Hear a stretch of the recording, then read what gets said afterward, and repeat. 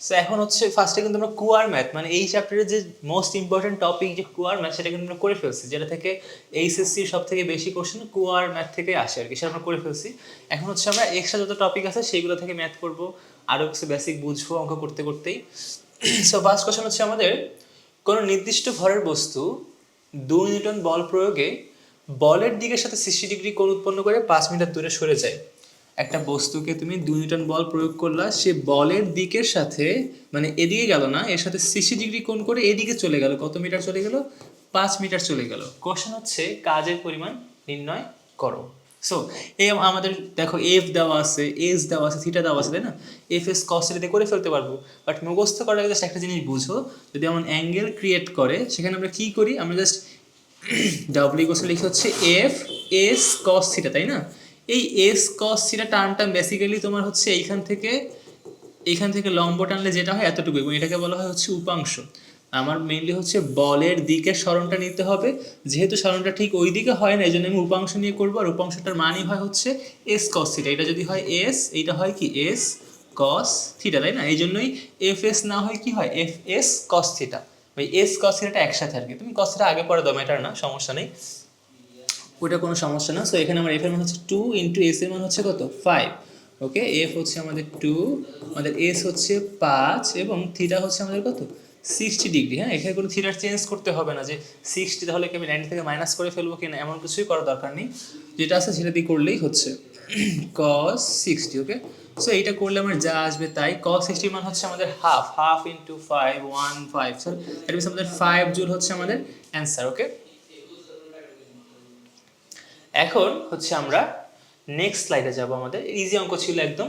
একটি কণার উপর এফ ইকুয়ালস টু এত নিউটন, দেখো ভেক্টর ফর্মে দেওয়া আছে, আই জে কে মানে I cap J cap K cap, ওইটা ক্যাপ না লিখলেও হয়, সমস্যা নেই, এবার তোমরা লিখবো অবশ্যই। এখানে ক্যাপ দেওয়ার একটা জটিল ছিল জন্য দেই না আর কি। বল প্রয়োগ করলে কণাটির এত মিটার সরণ হয়, দেখো দুইটা কিন্তু ভেক্টর ফর্মেটে দেওয়া আছে, তাই না? সো বলছে কাজের পরিমাণ নির্ণয় করো। সো আমরা কাজের ক্ষেত্রে কিন্তু ভেক্টর ফর্মেটের সূত্রটা আমরা জানি যে কি, কাজের মেইন সূত্র হচ্ছে ডাব্লিউ ইকুয়ালস হচ্ছে এফ ডট এস। ডাব্লিউর উপরে কোনো আমি ভেক্টর সাইন কেন দিই নেই, ডট গুণ করলে অবশ্যই কি আসবে, স্কেলার রাশি আসবে, তাই না? ডট গুণ করলে একটা জাস্ট মান আসবে, কোনো ভেক্টর আর আসবে না। সো এফ এর মান আমার কত দেওয়া আছে দেখো তো, যা আছে বসাই দিলেই হচ্ছে আমার 12 i minus 6j plus 4k dot কত আমার 4i plus 4j minus 2k।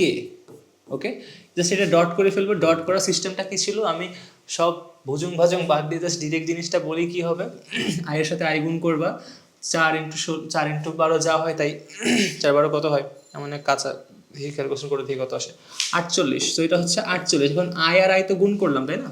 মানে এই টার্মটা গুণ করা মানে সংখ্যা গুণ করবো এবং আই গুণ করবো, সংখ্যা গুণ করলে হয় হচ্ছে কত 48, এবং আই আর আই গুণ করলে কি হয় 1 হয়, এই জন্য লিখি না, I cap dot I cap এর মান হয় হচ্ছে কত 1। ওকে, সিমিলারলি এটা গুণ করা হয়ে গেলে এবার কি করব, জে আর জে গুণ করবো। জে আর জে গুণ করলে কত হয় 4 6 কত 24, এবার মাইনাস আছে দ্যাট মিনস মাইনাস 24। জে আর জে গুণ করলে আগের মতো কত হবে 1 হবে, মানে জে ক্যাপ এবং জে ক্যাপ ডট করলে কত হয় 1 হয়। ওকে, সিমিলারলি এখানে কত হবে 4 দুগুণি 8 দ্যাট মিনস -8, এবং কে ক্যাপ আগের মতো কি হবে 1 হবে। আমরা জানি কে cap dot K cap normal গুণ না, কিন্তু ডট গুণ করলে কত হয় 1 হয়। নর্মাল গুণ হয় না ভেক্টর, জাস্ট ডট কিংবা ক্রস যে কোনো একটা হয়। আচ্ছা, সো এই ক্যালকুলেশনটা করলে কিন্তু আমি কাজের মানটা পেয়ে যাব, 48 minus 24 minus 8 that means 16 joule. Okay, এত কি জুল। এখন তুমি জিজ্ঞাসা করতে পারো এইটার সাথে এইটা কেন গুণ করলাম, এটার সাথে এইটা কেন গুণ করলাম না। তুমি ভেক্টর ক্লাসটা ঠিক মতো করো, ডট গুণ কীভাবে করতে হয় তুমি বুঝে যাবে। জাস্ট শর্টে জিনিসটা কি, শর্টে আয়ের সাথে আই গুণ হবে, জের সাথে যে গুণ হবে, কে সাথে কে গুণ হবে। ওকে ওকে, সো এটা হচ্ছে আমার এত জুল কাজ, অ্যান্সার একদম সিম্পল অ্যাজ দ্যাট, কোনো পার্থক্য নাই। আমরা আরেকটা অঙ্কে চলে যাব। একটি কণার উপর এত বল প্রয়োগ করলে, আবারও ভেক্টর ফর্মেটে দেওয়া আছে, প্রয়োগের ফলে এত বিন্দু থেকে এত বিন্দুতে স্থানান্তরিত হয়। সো প্রথমে সে কত বিন্দুতে থাকে, কিউ ইকস টু কত, কিউ ইকস টু হচ্ছে 3, -4, -2, এবং তাকে ধাক্কা দেওয়ার ফলে সে কোন বিন্দুতে চলে যায়, সে চলে যায় হচ্ছে একটা বিন্দু পি যার মান হচ্ছে -2, 3, 5। কোশ্চেন হচ্ছে কাজ নির্ণয় করতে হবে। এখন কাজ বের করতে গেলে আমার কি লাগবে, ডব্লিউ ইকুয়ালস হচ্ছে এফ ভেক্টর রূপে কি এফ ডট এস, তাই না? এফটা আছে বাট এসটা নেই। এসটাকে কীভাবে নির্ণয় করবো? এস কিন্তু এইখান থেকে এইখানে, তাই না? সো এইখান থেকে এখানে গেলে এই মানটা কত হবে দেখো, যদি এইটুকের মান হয় এ বি, যদি হয় এ বি, ধরো কিউপি, হ্যাঁ, এস এর মানটা মেনলি কি কিউপি না? এস ইকোয়ালস টু জিনিসটা কি, এস ইকোয়ালস টু মেনলি হচ্ছে কিউপি, রাইট? এস ভেক্টর যা কিউ থেকে পি দিয়ে গেছে, রাইট? সো কিউপি ভেক্টর তাই পি কিউ মানে পি থেকে কিউ দিকে আসছে, কিউপি মানে কিউ থেকে পি এর দিয়ে গেছে। সো এস হচ্ছে বেসিক্যালি কিউ থেকে পি এর দিয়ে গেছে, রাইট? সো এস হচ্ছে কিউপি, এবং কিউপি কীভাবে বের করতে হয় ভেক্টর ক্লাসে শেখানো হয়েছিল।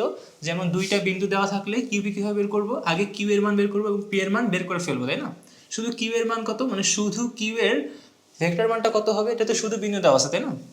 শুধু কিউ এর ভেক্টর মানটা হচ্ছে এমন, কিউ ভেক্টর ইকুয়ালস টু হচ্ছে জাস্ট এই পয়েন্টের সাথে জাস্ট আই জে কে লাগাই দিলেই হচ্ছে আমার। দ্যাট মিনস 3 এর সাথে বসবে আই, মাইনাস 4 এর সাথে বসবে কি জে, এবং লাস্টে কি থাকে মাইনাস 2 এর সাথে বসবে কি কে। এবং এগুলো কিন্তু চিহ্ন আকার লিখতে হবে। এটা 3 ছিল প্লাস 3, এটা মাইনাস 4 ছিল, এটা মাইনাস 4 হয়েছে, এটা মাইনাস 2 ছিল, এটা মাইনাস 2 হয়েছে। ওকে, এটা হচ্ছে অবস্থান ভেক্টর বলে।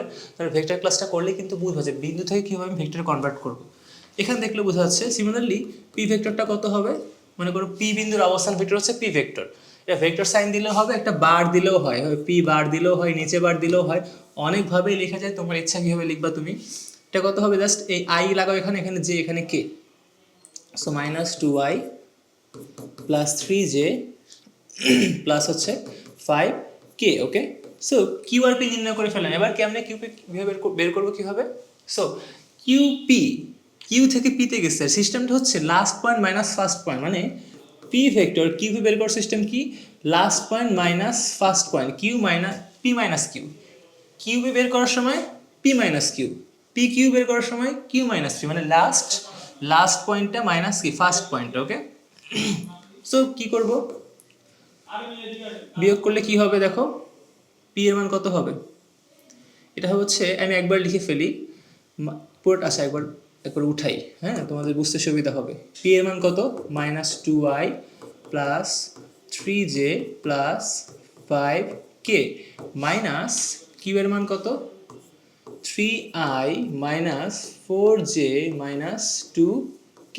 এই ব্র্যাকেট উঠায় ফেললে কি হবে, এটা মাইনাস হয়ে যাবে, এটা প্লাস হয়ে যাবে, এটা প্লাস হয়ে যাবে, তাই না? সো তারপরে কি আসবে, আসবে হচ্ছে মাইনাস 5i, এটা 4 প্লাস 4 হয়ে যাবে, প্লাস 7, 3 এবং 4 হয়ে যাবে প্লাস 7j, এবং 5 এটা হয়ে যাবে হচ্ছে এটাও 7k। ওকে, সো এই হচ্ছে আমার কিউপি এর মান, এবং কিউপি মানে আমার হচ্ছে কি এস এর মান। সো আমি এস পেয়ে গেলাম। ওকে, সো আমি এফ এস দুইটা এখন জানি, কত হবে, মাইনাস 2i এফ এর মান plus 3j plus 4k, dot করবো কি, ডট করবো যে এসটা পেলাম তার সাথে, রাইট? এইটা এই পাশে নিয়ে আসি, দেখতে হজবরদ লাগবে পরে।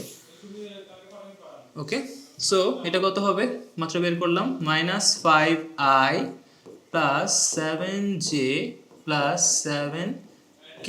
ওকে, সো এবার ক্রস গুণ করলে কী করবো, এটা গুণ করবো, মাইনাসে মাইনাসে প্লাস হয়ে যাবে, 2 আর 5 কত হয়ে যাবে, 10 হয়ে যাবে। ওকে, যোগ করো না, গুণ করতে হবে কিন্তু। 3 এবং 7 3 সাথে কত, 21, রাইট? এবং 4 এবং 7 কত, 4 সাথে কত, 28। সো এগুলা যোগ করলে যত হবে আমার এত জুলই হচ্ছে আমার কি অ্যান্সার। ওকে, এত জুল, এটা কিন্তু যে কে আপনার এত জুল লিখলাম, হ্যাঁ, ওর হাতে লেখা এত বাজে, এত জুল। সো এটা কত আসলো, 10 প্লাস 21 প্লাস 28, 60 জুল কাজ। ওকে, ডান। এবার হচ্ছে নেক্সট অঙ্কে আমরা আগাবো। দেখো একটা অঙ্ক যেখানে তোমার চিত্র দ্বারা অঙ্কটা দেওয়া আছে, একটা স্প্রিং, এই স্প্রিং এর গায়ে একটা কি করা হলো, একটা বল নিক্ষেপ করা হলো 2 কেজি ভরের আনুভূমিক বরাবর, মানে উল্লম্ব বরাবর না, মানে ভূমি বরাবর। এই স্প্রিংটা ভূমিতে লাগানো, মানে ভূমিতে হবে শোয়ানো। ওকে, এটা যদি ভূমি হয় স্প্রিংটার উপরে হবে রাখা, এবং বলটাও এদিক থেকে মারা হয়েছে, মানে উপর নিচে না, হ্যাঁ, গ্রাভিটি এখানে কোনো এফেক্ট করবে না। কারণ আমি জানি হচ্ছে যে একটা জিনিস যদি উপর বা নিচের দিকে নামে তখন কিন্তু গ্রাভিটি ইফেক্ট পড়ে, তাই না? যখন সে সোজা রাস্তা বরাবর চলে তখন কিন্তু গ্রাভিটি ইফেক্ট ফেলে না। ওকে, সো এখন কি বলা আছে দেখো, তোমাকে এই স্প্রিংটাকে 2 কেজি ভরের একটা বলের মতো জিনিস এবং এটাকে 20 মিটার পার সেকেন্ডে নিক্ষেপ করা হয়েছে। এখানে নিক্ষেপ করার ফলে এই স্প্রিংটা সংকুচিত হয়, এখানে ছিল তাই না, দেখো সংকুচিত হয়ে চলে যায় কোথায়, এখানে 3 সেন্টিমিটার। ওকে, আমি কোশ্চেনটা জানি, আমি বুঝাই দিচ্ছি, আমি আসলে কোশ্চেনটা আমি নিজেই লিখছি, আচ্ছা বুঝাই দিচ্ছি যে এখানে বলটা মারলে এটা 3 সেন্টিমিটার সংকুচিত হয়, তারপরে আবার আর সংকুচিত হয় না, হাইয়েস্ট সংকুচিত হয় তোমার 3 সেন্টিমিটার। ওকে, কোশ্চেন হচ্ছে স্প্রিং ধ্রুবকের মান নির্ণয় করো। এখন এই বলটা মারার ফলে স্প্রিংটা সংকুচিত হচ্ছে 3 সেন্টিমিটার, এটা কি মিন করে, এটা মিন করে বল যে শক্তিতে আঘাত করলো এই স্প্রিংটা সেই সমান শক্তি তাকে বাধা দিল, তাই না, বল যে শক্তিতে আসলো স্প্রিংটা তাকে সমান শক্তিতে বাধা দিল এবং বাধা দেওয়ার জন্য সে 3 সেন্টিমিটার কি হলো, সংকুচিত হলো। সো বল কত বেগে মারলাম আমি, বল মারলাম হচ্ছে গতি শক্তিতে, তাই না, এটা কিন্তু আনুভূমিক, মানে এখানে কোনো বিভব শক্তি নাই, এখানে সব শক্তি গতি শক্তি। সো বলের শক্তি কত, হাফ এম ভি স্কোয়ার, এমও আছে ভিও আছে, রাইট, এখানে এম এর মান কত, এম এর মান 2 কেজি এবং ভি এর মান কত, ভি এর মান হচ্ছে আমার 20 মিটার পার সেকেন্ড, রাইট, এতটুকু দেওয়া আছে। সো এই শক্তি নিয়ে আমি বলটা দিয়ে আঘাত করি, এর ফলে স্প্রিংয়ের সঞ্চিত শক্তির মান কি হবে, বা স্প্রিংয়ের বাধাদানকারী শক্তি কি হবে, সেম হবে, তাই না, বাধাদানকারী বল হয় ওই সেম কথা, মানে স্প্রিংয়ের সঞ্চিত শক্তি হচ্ছে স্প্রিংয়ে কত কাজ স্প্রিংয়ের শক্তি সেম জিনিস। সো এখানে আঘাত করার ফলে স্প্রিংটার সংকুচিত হয়, আমাকে জানতে হবে স্প্রিংয়ের শক্তি বা কাজের ইকুয়েশনটা কি, সেটা হচ্ছে হাফ কে এক্স স্কোয়ার, এই এক্স হচ্ছে কতটুকু সংকোচন বা প্রসারণ হয়। ওকে, সো এই শক্তিটা যেটা হয়, স্প্রিংটা কিন্তু তার মধ্যে সেম শক্তি স্টোর করবে, কেন, এই বলটা যে শক্তিতে আঘাত করবে স্প্রিংয়ের মধ্যে ওইটুকু শক্তি স্টোর হবে, কিন্তু ওইটুকু শক্তি দ্বারা এসে কী করবে, আবার এটাকে রিফ্লেক্ট করে দিবে, তাই না। সো এইখানে আমরা বলতে পারি এই গতিশক্তি ইকোয়াস টু কি, স্প্রিংয়ের শক্তি। দেখো এখান থেকে আমি এম জানি, ভি জানি, এক্স জানি, আমি চাইলে কিন্তু ইজিলি স্প্রিংয়ের কে মানে স্প্রিং ধ্রুবক কিন্তু বের করতে পারতেছি, রাইট, খুবই ইজি কোশ্চেন ছিল, বেশি কঠিন না। দেখো হাফ হাফ কাটা যায়, দ্যাট মিনস আমি বলতে পারি K X square equals to কি, M V square. So K equals হচ্ছে M V square divide by কত, এক্স স্কোয়ার, যেখানে এম এর মান 2 কেজি ইন্টু ভি এর মান হচ্ছে 20 এর স্কোয়ার ডিভাইড বাই এক্স এর মান কত, 3 সেন্টিমিটার, তাই না, 3 মানে কত, 0.03 মিটার এর স্কোয়ার। সো এইখানে আমার মানটা হচ্ছে স্প্রিং ধ্রুবকের মান হচ্ছে 888, আরও 3টা 8, অনেক বেশি, 0.88 একক কী হবে, নিউটন পার মিটার। সো এইটা হচ্ছে আমার স্প্রিং ধ্রুবকের মান। দেখো এখানে জাস্ট কী করলাম, শক্তি ইকুয়াল টু শক্তি, এখানে আমি যে শক্তি নিয়ে মারবো স্প্রিংয়ের মধ্যে সেম শক্তি সঞ্চিত হবে, সেই মেথডে আমি করলাম, এই যে শক্তিতে মারলাম স্প্রিংয়ের মধ্যে সঞ্চিত শক্তির মান কি লিখলাম, সেম লিখলাম, এবং সেখান থেকে আমি কিন্তু কি বের করলাম, এবং শক্তির অঙ্কগুলো করার সময় শক্তি চ্যাপ্টারের মানে কাজ ক্ষমতা শক্তি, সেখানে তোমার এই জিনিসগুলো অনেক প্রচুর অ্যাপ্লাই করতে হবে, যে শক্তি ইকুয়ালস টু শক্তি, কাজ ইকুয়ালস টু শক্তি, এটা থেকে ওইটা কনভার্সন ইকুয়ালস টু এইটা, ঠিক আছে, এইগুলো কিন্তু তোমাকে অবশ্যই বুঝতে হবে একটু হালকা। সো আমাদের নেক্সট ম্যাথ করি, এটাও সেম টাইপের শক্তির ইকুয়ালস টু সামথিং লেখা আর কি। 10 কেজি ভরের একটি বস্তুকে 5 মিটার উঁচু থেকে ফেলে দেওয়া হলো এবং বস্তুটি একটি পেরেকের উপর গিয়ে পড়লো, পেরেকটি তীক্ষ্ণ প্রান্ত মাটির সাথে স্পর্শযুক্ত ছিল। আচ্ছা, সো বেসিক্যালি হচ্ছে একটা পেরেক দাঁড়া করানো আছে আমার এভাবে, একটি 5 মিটার উপর থেকে, 5 মিটার উপর থেকে আচ্ছা ওয়েট, এখানে 5 মিটারটা এমন হবে, মানে পেরেকের উপরে 5 মিটার, মানে এতটুকু হচ্ছে 5 মিটার। ওকে, সো 5 মিটার উপর থেকে একটা কি করলো, একটি 10 কেজি ভরের বস্তু, একটি 10 কেজি ভরের বস্তু এই পেরেকের উপর পড়লো, তাই না, 10 কেজি ভরের একটি বস্তুকে 5 মিটার উচ্চতা থেকে ফেলে দেওয়া হলো এবং বস্তুটি একটি পেরেকের উপর গিয়ে পড়লো। সো এইভাবে চিত্রটা হচ্ছে এমন, সবসময় চিত্র প্লট করবা, তোমার জন্য অঙ্ক সবসময় ইজিই হবে। সো এই পেরেকের উপরে 5 মিটার উপর থেকে একটা 10 কেজি ভরের বস্তু পড়লো, পেরেকটি তীক্ষ্ণ প্রান্ত মাটির সাথে স্পর্শযুক্ত ছিল, ফলে কি হলো, ফলে হচ্ছে পেরেকটা কি হবে, অবশ্যই ঢুকে যায় মাটির মধ্যে, তাই না, যখন এটা পড়বে তখন কি এটা ঢুকে যাবে না মাটির মধ্যে, ধরো এটা এখান থেকে ঢুকে এতটুকু হয়ে যাবে, তো এতটুকু ঢুকলো বা এতটুকু, মনে করো পুরোটাই ঢুকছে এটা, তো এটা মাটির মধ্যে ঢুকে গেছে। ওকে, সো এটা মনে করো মাটির মধ্যে ঢুকে গেছে পরবর্তীতে, হ্যাঁ, প্রথমে এমন ছিল, পরবর্তীতে মাটির মধ্যে ঢুকে গেছে। কোশ্চেন হচ্ছে মাটির গড় প্রতিরোধ বল, মাটির গড় প্রতিরোধ বল এত নিউটন হলে, আচ্ছা যেহেতু পেরেকটা মাটিতে, তো বাধা দেবে কি, মাটিতে না, গড় প্রতিরোধ বল মানে হচ্ছে মাটি যে বলে বাধা দেবে পেরেকটাকে ঢোকার সময়, এত হলে পেরেকটি মাটির ভেতরে কতখানি প্রবেশ করবে।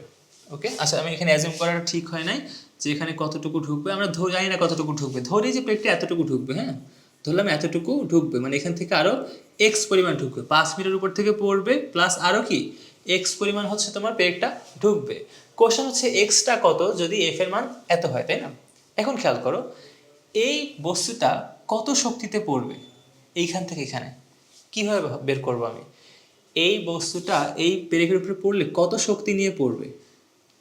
অবশ্যই এম জি এইচ কোন শক্তি নিয়ে পড়বে, তাই না? এখান থেকে উচ্চতা কত? 5 metre, right? M G H এর মান কত হবে? 5, মানে এতটুকু শক্তি নিয়ে তোমার এই বস্তুটা পেরেকের উপরে পড়বে। কিন্তু এখানে কিন্তু শেষ না, এরপরে কিন্তু পেরেকটা আরও এক্স পরিমাণ কিন্তু মাটির মধ্যে ঢুকবে, ফলে বিভব শক্তি কিন্তু আরও জায়গা পাচ্ছে, মানে এইখানে এসে থেমে যাচ্ছে, এটা কিন্তু ওর জন্য গ্রাউন্ড, এমন সে কিন্তু আর ভেতরে ঢুকছে, তাই না? মিনস আরও কিন্তু পুশ করার জায়গা আছে, মানে আরও ভেতরে আরও গ্রাউন্ড আছে। দ্যাট মিনস এই বিভব শক্তির মানটা কিন্তু এইটা হবে না, এম জি এইচ এর মানটা কিন্তু হবে এইচ প্লাস কত বলো তো? এক্স, মানে টোটাল এইচটা কত হবে এইখান থেকে পুরা এতটুকু, বোঝা গেছে? মানে এটা হচ্ছে এইচ প্লাস এক্স, টোটাল বিভব শক্তি কত হবে? H plus x. অনেকে এম জি এইচ দিয়ে করে হলো, তার কিন্তু ম্যাথের অ্যান্সারটা কিন্তু ভুল আসবে। সো এই শক্তি নিয়ে সে পেরেকের উপরে পড়লো, কীভাবে বুঝলাম? সে পেরেকে পড়লো, আবার কিন্তু পেরেকটা নিচেও ঢুকলো, তাই না? তার মানে হচ্ছে টোটাল শক্তি কত হবে? M G H plus X, যেহেতু এক্স পরিমাণ ঢুকছে। এবং এই শক্তিটাই আরেক শক্তিতে লিখতে পারি না আমরা চাইলে, যে গ্রাউন্ড এই জিনিসটা আমরা জানি ডাব্লিউ ইকুয়ালস টু বেসিক সূত্র কী ছিল? W equals to F S, তাই না? মানে আমি এফ এক্সও বলতে পারি, এক্স মানে এক্স বলতে পারি, তাই না? সো এইখান থেকে যতটুকু সে ঢুকবে নিজে ততটুকুই ঢুকবে, রাইট?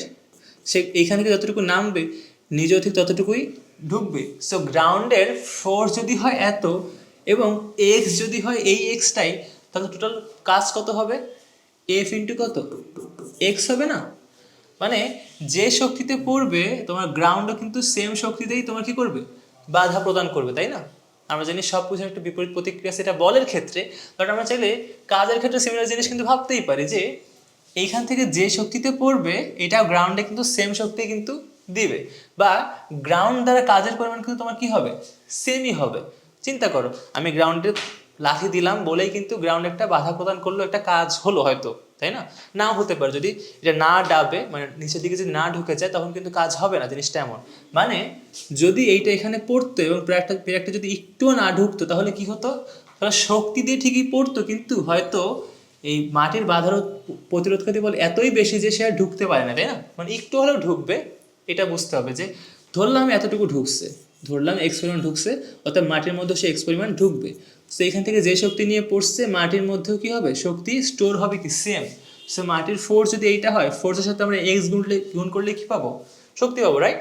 সো এখান থেকে কিন্তু আমরা এক্স ইকুয়েশন থেকে বের করতে পারবো চাইলে। আমরা এম এর মান জানি কত? 10 ইন্টু 9.8 ইন্টু কত? এইচ এর মান কত? 10, right? 5 plus x equals to কত? এফ এর মান হচ্ছে 49490 ইন্টু এক্স। এই কোয়েশ্চন সলভ করলে কিন্তু আমরা এক্সটা পেয়ে যাব। কি করে দেখি এই পাশে কত আসে? এই পাশে আসে হচ্ছে 10 ইন্টু 9.8 ইন্টু 5, এই পাশে হচ্ছে 490 প্লাস 10 ইন্টু 9.8, 98x ইকুয়ালস হচ্ছে 49490x। ওকে, সো এখন হচ্ছে আমরা এক্স এর মানটা বের করব। এক্স এর মান হবে হচ্ছে 49490x প্লাস, সেইটা পাশে গেলে মাইনাস হয়ে যাবে, মানে মাইনাস 98x ইকুয়ালস হচ্ছে 490। অতএব এখান থেকে আমরা এক্স বের করতে পারবো, যেটা বিয়োগ করলে একটা মান হবে, তারপরে ভাগ করে দেবো এই পাশে, কত হয় দেখি। 490 ডিভাইডেড বাই 49490 মাইনাস হচ্ছে কত? 98। সো মাটির মধ্যে ঢুকবে হচ্ছে 0.0099 মিটার, মানে সেন্টিমিটার নিলে হবে হচ্ছে 0.992 সেন্টিমিটার হচ্ছে মাটির মধ্যে এটা কি ঢুকবে। ওকে, মানে এক্স এর মান হচ্ছে এইটা। সো যতটুকু ঢুকবে এখান থেকে নামবে মাটির মধ্যে ঠিক ততটুকুই ঢুকবে। সো এক্স এর মান হচ্ছে তোমার এই সেম জিনিস যে এতখানি প্রবেশ করবে। খেয়াল করো, শুধু M G X equal to F X লিখলে কিন্তু হতো না। কেন হতো না? কারণ সে কিন্তু বিভব শক্তি অলস আমরা কোনো সাপেক্ষে চিন্তা করি, মানে আমরা বিভব শক্তি চিন্তা করি গ্রাউন্ডের সাপেক্ষে। সো এতটুকু আমরা যদি এইচ উচ্চতা হয় আমি বলি যে এইখানে কোনো বস্তু নিলে তার বিভব শক্তি হবে কত mg এইচ, রাইট? চিন্তা করো এখানে গ্রাউন্ডটা খনন করা, সব দিয়ে গ্রাউন্ড আছে বাট এইখানে গ্রাউন্ড আছে তোমার খনন করা এভাবে। সো এখন কিন্তু তোমার কি হলো, মানে একটা বস্তু গ্রাউন্ডের উপরে ছিল এইচ পরিমাণ, সো তার বিভব শক্তি কত mg এইচ, তাই না? এখন মনে করো অন্য কেউ এই জায়গাটা খনন করে ফেললো, এখন বিভব শক্তি কত হবে? এখন কিন্তু এইটা প্লাস এইটা অ্যাড করতে হবে, তাই না? কারণ এখন তার জন্য গ্রাউন্ড কিন্তু এইটা, রাইট? সো জিনিসটা এমন, যদি এতটুকু পড়তো এবং এখানেই থেমে যেত তাহলে কিন্তু আমি করতাম কি mg এইচই লিখতাম, বাট যেহেতু এতটুকু পর পর আবার ঢুকছে something, so mg H plus x, মানে এই হাইটটা কিন্তু বাড়বে তোমার, বুঝা গেছে? এখানে এইচ মনে করো, এখানে গর্ত করলাম এক্স, আর এখানে কিন্তু টোটাল কত হবে এটা mg, এখন হয়ে যাবে mg এইচ প্লাস কত এক্স। জিনিসটা বোঝাতে পারছি? ওকে, সো এই জিনিসটা খেয়াল রাখবা যে এই জিনিসগুলো যেন মাথায় থাকে তোমার। ওকে।